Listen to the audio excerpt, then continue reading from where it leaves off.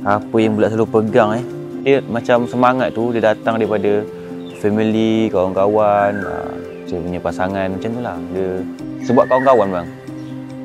Sebab kawan-kawan saya yang saya kawan tak pernah hina saya, ejek saya, tak pernah. Tak pernah cakap, kau ni tangan tak ada, tak pernah. Walaupun diorang kecil kan.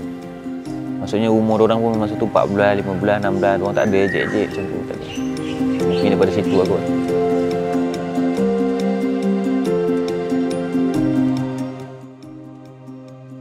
Okay, nama penuh saya Syed Muhammad Syahrin bin Syed Fazil. Pekerjaan saya jaga butik dekat Bandar Puncak Alam. Sekarang ni orang yang jumpa saya, dia akan cakap pasal ni lah. Abang yang bukan yang bawa Grab food tu ke? Tu je lah yang selalu soalan yang saya pernah dengar. Abang bukan yang viral. Lepas tu saya pun dah macam, bukan kot, lagi seorang. Sebab saya ada 2 orang. Saya cakap lagi seorang, lepas tu kata, iya ke? Dia kata macam tu. Dia akan tanya saya balik.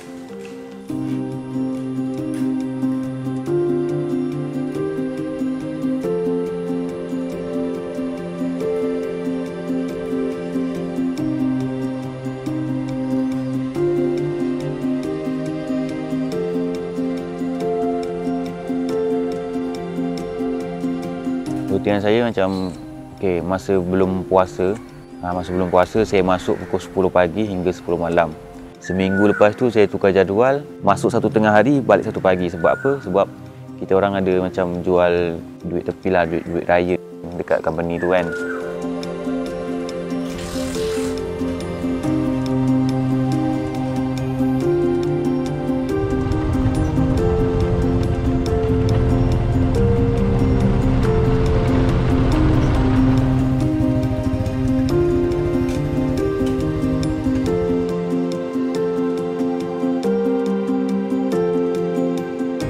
Hai, Assalamualaikum, selamat pagi semua.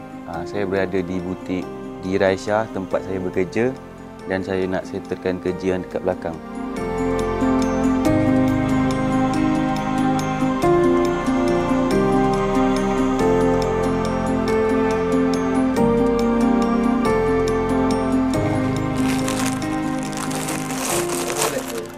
Saya susun baju untuk hantar kat supplier. Di sini kami ada jual baju kapten di butik di Raisya. Bukan saja baju kapten je, banyak lagi baju. Macam-macam saiz ada. Boleh datanglah berkunjung di sini. Kami amat alu-alukan. Sejarah tu pada mulanya pada tahun 2003. Time tu saya berumur dalam anggaran 9 tahun. Time tu saya pun masih budak lagi. Tak tahu masa tu bom tu dia jumpa macam dalam sebuah kedai yang dah lama tinggal lah. Saya ingat tu bola, saya main, saya lagakan bola tu. Waktu kena tu saya pun dia kebas lah seluruh badan. Saya tak pengsan, tak apa lagi. Saya dah kena tu dalam masa 15 second tu saya nampak putih semua. Kelilingnya saya semua putih. Lepas tu bila dah lama kelamaan dia dah mula nampak kan. Nampaklah kabur-kabur sikit macam tu. Lepas tu saya pun tengok saya punya anggota tangan. Dia tak putus terus tau, dia hancur. Bila dia hancur tu sampai hospital tu doktor pun tak boleh nak buat apa. Time tu saya masuk SKL. Doktor pun minta saya punya keluarga sign untuk potong lah supaya tidak menjangkiti kuman. Saya duduk hospital dulu 8 bulan. Duduk 8 bulan, ICU dalam 3 bulan. Yang saya tahu sedar-sedar saya dah macam zombie lah, dibalut-balut, penuh-penuh tangan macam tu. Okey, selepas saya kena bom tu, saya kena bom umur saya 9 tahun. Lepas tu saya masuk balik sekolah darjah 5 tak silap saya. Tapi saya pergi sekolah tu sekolah biasalah, macam memang sekolah biasalah. Saya tak ada pergi kursus ke, masuk kelas khas ke, tak ada. So saya pergi sekolah tu saya hanya duduk je dan tengok cikgu mengajar. Lepas tu lama kelamaan saya macam keinginan ingin menulis lah semualah kan. So saya belajar pun sikit demi sikit. Orang kata memang Allah tu bagi kekurangan tapi Allah juga bagi kelebihan. Dia memang datang dengan sendiri.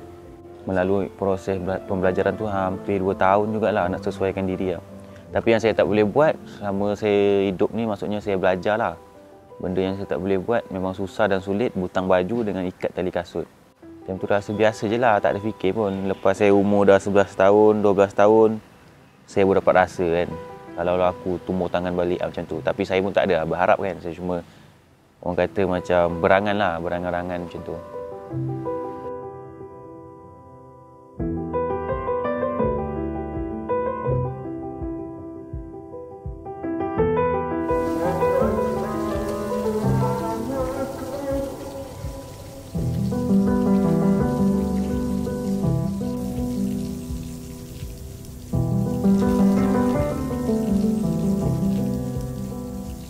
banyak yang tolong saya, family saya lah. Macam nenek saya, mama saya. Kebanyakan nenek saya lah, masa tu mama saya kerja kan.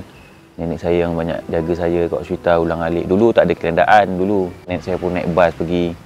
Naik bas turun sini, pergi sana, turun sini macam tu. Semua nenek saya yang uruskan. Saya panggil nenek saya mak. Memang daripada kecil, saya seorang, cucu dia ada berapa puluh orang, saya seorang je panggil mak. Mak saya betul, saya panggil mama. Sebab nenek saya jaga saya masa saya lahir tu jaga. Sebab time dulu kan mama saya kan dia jenis kerja, tempat kerja jauh, duduk kat Felda. So balik pun sebulan sekali, 2 bulan sekali. Anak-anak pun balik makin besar. Dia tak nak dengan mak dia. So saya duduk dengan nenek saya sampai sekarang. Walaupun saya dah kahwin, saya ajak dia duduk dengan saya. Kadang-kadang dia ajak duduk dengan dia macam tu. Saya sekolah sampai peringkat atas pokok. Tak, saya sekolah dulu sampai tingkatan 3 je lah. Lepas tu saya dah tak berminat, saya nak ambil MARA. Saya nak isi borang semua kan. Diorang tak approve lah sebab saya nak ambil bahagian motosikal kan. Sebab time tu saya pun tak ada pengalaman pasal motosikal ke apa semua. Saya start kerja umur saya 16 tahun. Time tu saya kerja car wash dekat depan penjara Sungai Buloh. Masa tu gaji saya sebulan 200.5. Kerja saya first tu dia bagi hanya polis tayar kereta je. Tapi bila ada orang macam ramai je, saya akan nyorok. Saya tak akan keluar daripada tempat tu. Saya masa tu pun umur 16 tahun yang saya rasa macam segan-segan lagi lah. Baru nak naik dewasa macam tu. Saya dapat gaji first sebulan tu, saya terus berhenti. Sebab saya fikir penat masuk waktu yang panjang 10 kan. Tapi gaji saya sebulan 200.5. Saya balik Kedah, mama saya belanja saya untuk lesen motor lah, orang cakap. Macam-macam lah. Nak kena uruskan, nak pergi jumpa doktor semua sana sini kan untuk pengesahan tu. Saya duduk dalam Kedah dalam 6 bulan kot. Lepas tu saya balik, saya kerja kawus juga tapi tempat lain. Sehari dia bagi 55. Sebulan tu adalah 1,000 lebih kan. Saya pun kumpul duit dalam masa 6 bulan untuk beli motor FI. Bila saya dapat motor FI tu, saya berhenti kawus tu, saya masuk spare part pula. Yang kerja spare part, hantar-hantar barang. Lama-kelamaan dah dekat tahu-tahu dekat 10 tahun saya kerja spare part kereta. Lepas tu tahun 2017 saya first kerja Panda. Lepas tu 2018 saya kerja GrabFood sampai sekarang. Lepas tu saya berhenti untuk sempena orang kata nak cari duit lebih kan. Saya kerjalah sebagai butik dulu, tengok macam mana kan. Bila kita atas motor tu, kita lihat sekeliling kita macam-macam kan, orang cakap kan. Kalau kita duduk satu tempat tu, kita macam terkurung. Sebab tu bulat pilih jalan-jalan sambil kerja. Macam tu. Selalu kalau abang dengar orang kata jalan-jalan cari makan kan. Saya jalan-jalan cari kerja. Macam tu. Accident tu jangan cakap banyak Kalau naik motor tak pernah accident tu tipu lah. Banyak kali lah saya masuk hospital. Tapi Alhamdulillah lah masih diberi nyawa lagi. Ini bukan cerita sembang lah ni. Saya dulu ada motor RZ 125. First kali motor saya pakai FI. Tu semuanya titik peluh saya. Memang pakai duit hasil saya punya kerja semua. Assalamualaikum semua, selamat petang. Aktiviti saya kalau cuti ni lah dia, mancing. Mengai, buat kata orang Kedah mengai. Di location kolam 3A Lion Port Kelang. Okey, akhir cuti saya selalu memang pergi mancing lah. Kalau dulu, time-time dulu saya kerja, saya kalau cuti saya pergi konvoi. Orang yang biasa mancing, maksudnya pernah mancing, dia akan rasa lah benda tu. Dia macam ada benda panggil-panggil. Sini mancing macam tu. Saya mancing 5 jam terus. So cara saya pasang umpan beginilah kalau saya pergi mancing. Ni adik sepupu saya. So kalau saya pergi seorang-seorang memang tak boleh lah. Tak boleh mancing lah. Tak ada orang pasang umpan sebab saya tahu baling dengan tarik je. Mana ikan ni?